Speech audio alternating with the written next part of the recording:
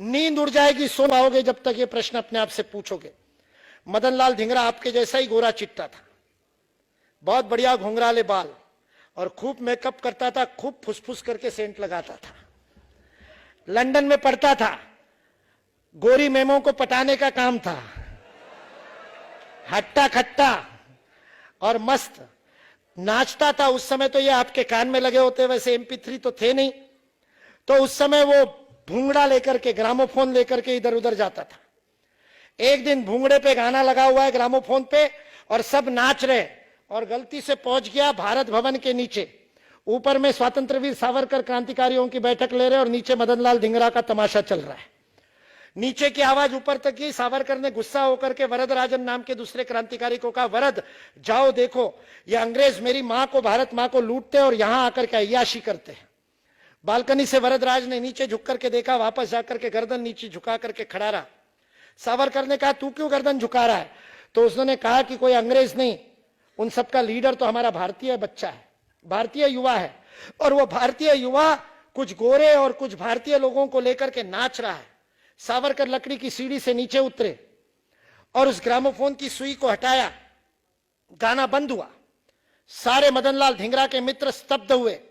सावरकर की कृशकाय पापड़ तोड़ पहलवान जैसी शरीर यष्टि को देख करके लगा, और मदन लाल धिंगरा तो अट्टा कट्टा पहलवान, दंगल करने वाला पंजाब में, और वो तो उसका गुस्सा बड़ा प्रसिद्ध था। एक बात कीजिए, अंग्रेज प्रोफेसर ने लंदन यूनिवर्सिटी में उसको कह दिया, you black, you shut up, और ये उठ करके अपने बेंच पे से कूदा।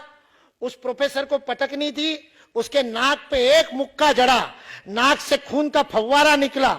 मदन लाल भी खून से रंगा और प्रोफेसर भी। मदन लाल प्रोफेसर का कहता है, now I am not black, you are not white, both are red. ऐसा मदन लाल धिंगरा। लोगों को लगा सावरकर की कुछ नहीं होगी, लेकिन सावरकर की जलती आंखों ने मदन लाल धिंगरा की आंखों में आंखें डाल करके प्रश्न पूछा, क्या इसीलिए तेरी मां ने दूध पिलाया था? वह भारत मां का जनाजा निकला है, परतंत्र राष्ट्र है, गुलामी में भारत मां तप रही है, और तुम यहां पर तमाशे कर रहे हो? क्या तुम्हारे माता पिता ने इसीलिए यहां पढ़ने के लिए भेजा है? मदन लाल धिंगरा गर्दन नीची करके चला गया। 3 दिन बाद सावरकर के पास लौटा और कहा, मुझे भी क्रांति के पथ पर ले लो। सावरकर ने कहा, तुम्हारे जैसा अय्याश, तुम क्या करोगे क्रांति के पथ पे? यहां तो बड़े मजबूत दम वाला व्यक्ति चाहिए। मदन लाल धिंगरा ने हर परीक्षा देने की तैयारी दिखाई। जलती मोमबत्ती के ऊपर हाथ रख करके जलने तक के हाथ नहीं हटाना, निष्कंप रखना बिना कपकपी के, वो परीक्षा देकर के क्रांति के पथ पर आया। सावरकर ने मदन लाल को पूछा, क्या हो गया? सावरकर को मदन लाल ने उत्तर दिया, आपकी जलती आंखों ने पूछा प्रश्न, मुझे सोने नहीं दिया, 3 रात सोया नहीं और अपने आप से प्रश्न पूछता रहा कि मेरा जीवन किस लिए, क्या करने के लिए मैंने जन्म लिया है।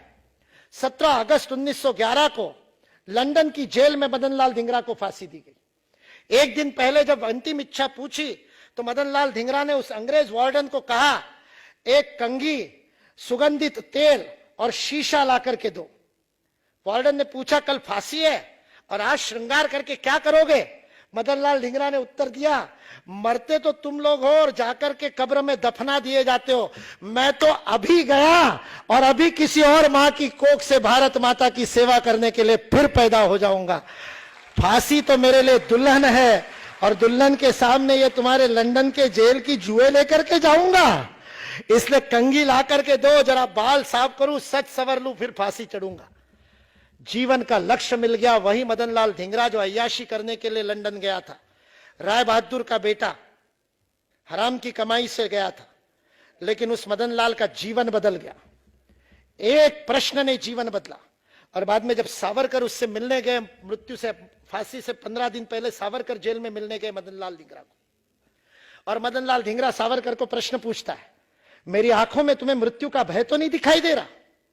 और सावरकर उत्तर देते हैं, मदन, तुम्हारी आंखों में मुझे स्थितप्रज्ञ भगवत गीता के योगेश्वर कृष्ण के स्थितप्रज्ञ भाव दिखाई दे रहे। जीवन में कभी एक श्लोक न पढ़ने वाला, कभी गुरुद्वारे नहीं गया, कभी मंदिर नहीं गया, किसी भगवान को नहीं माना, वह मदन लाल धिंगरा भगवान कृष्ण के समतुल्य हो गया, क्योंकि उसको जीवन का लक्ष्य मिल गया कि मेरा जीवन भारत माता के लिए है। जिसको जीवन का लक्ष्य मिलता है वो महान बनता है। मैं आपके सामने ये जीवन दृष्टि छोड़ करके जाना चाहता हूं। अंतिम एक क्लू देकर के जा रहा हूं, एक सूत्र देकर के जा रहा हूं। मैंने ये उदाहरण दिया था, ये माइक आवाज ग्रहण करता है, ये इसका पर्पस है, लेकिन ये किसकी आवाज ग्रहण करता है? ये वक्ता की आवाज ग्रहण करता है, इसकी अपनी खुद की कोई आवाज नहीं। यदि गलती से इसकी खुद की गुर्र आवाज शुरू हो जाए, विसल बजाना शुरू कर दे, न्यूसेंस नॉइस आ जाए इसका, वो टेक्नीशियन उठा करके फेंक देंगे। सेल्फिश होते ही इसकी वैल्यू खत्म। जब तक ये दूसरे की आवाज ग्रहण कर रहा है तब तक इसकी वैल्यू है। मनुष्य होते हुए यदि खुद के लिए जिए तो क्या जिए? सड़क पर घूमने वाला कुत्ता ट्रक के नीचे कुचल करके मर जाता है, भूखा नहीं मरता, पेट तो वो भी भर लेता है। मनुष्य होकर के केवल पेट भरने के लिए, और हम में से अधिकतर को तो पेट भरने की चिंता नहीं है, हमने सपने यदि जेब भरने के लिए ले रखे हो जीवन में, यदि जेब भरने के लिए जिए तो क्या जिए? इसलिए जीवन का लक्ष्य खोजना है तो यह खोजना कि मेरा कंट्रीब्यूशन क्या होगा, मैं दुनिया को क्या दूंगा, मैं समाज को क्या दूंगा, मैं परिवार को क्या दूंगा, मैं देश को क्या दूंगा। केनेडी ने पूछा था, don't ask what America shell give you, ask what you shall give America.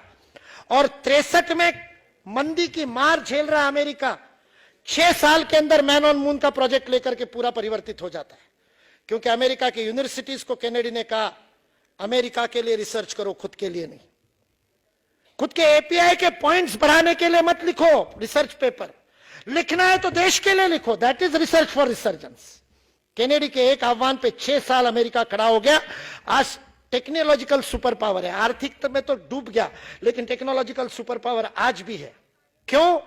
क्योंकि सारा देश देशभक्ति से भरा हुआ है। एक बात के कारण अमेरिका आज जीवित है, पेट्रियोटिज्म, क्योंकि उनके एजुकेशन सिस्टम में कूट कूट करके भर दिया जाता है कि तुम तुम्हारे देश के लिए हो। इसलिए यह उदाहरण मैंने दिया। आपको अपने जीवन का लक्ष्य खोजना है तो मैं क्या बनूंगा को मत खोजो, मैं क्या दूंगा को खोजो। Where I can contribute the best, which is the field, which is the area, which is the function, which is the act in which I can give best of me. मेरा मैं सर्वोत्तम किस काम में दे सकता हूं, वो मेरे जीवन का ध्येय है, वो मेरे जीवन का लक्ष्य है। वो जिस दिन जाग जाए, आपके अंदर का सोया हुआ हनुमान भी जग जाएगा। मैं आपके आंखों में वो सपने देख रहा हूं, मैं आपके हृदय की धड़कनों को यहां बैठ करके, यहां खड़े होकर के अनुभव कर पा रहा हूं कि ये दिल मातृभूमि के लिए धड़कने के लिए तैयार है। इस अद्वितीयता को याद रखना। भूल जाओ तो अपने हाथों को देख लेना एक बार ध्यान से, क्या ऐसे फिंगरप्रिंट दुनिया में किसी के नहीं। आप यूनिक हो, एक काम करने के लिए पैदा हुए हो, उस काम को खोज लेना, और वो काम किसी और को आप क्या दोगे इसका होगा।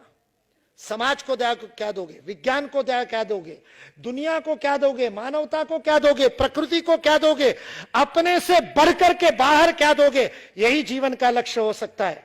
आइए अपने जीवन के लक्ष्य को खोजे। बाहर भाई भाई भाई भाई पूछने की जगह अंदर पूछने लगे, अपने आप से पूछे कि मैं कौन हूं, किसने पैदा हुआ। जय हिंद, जय भारत।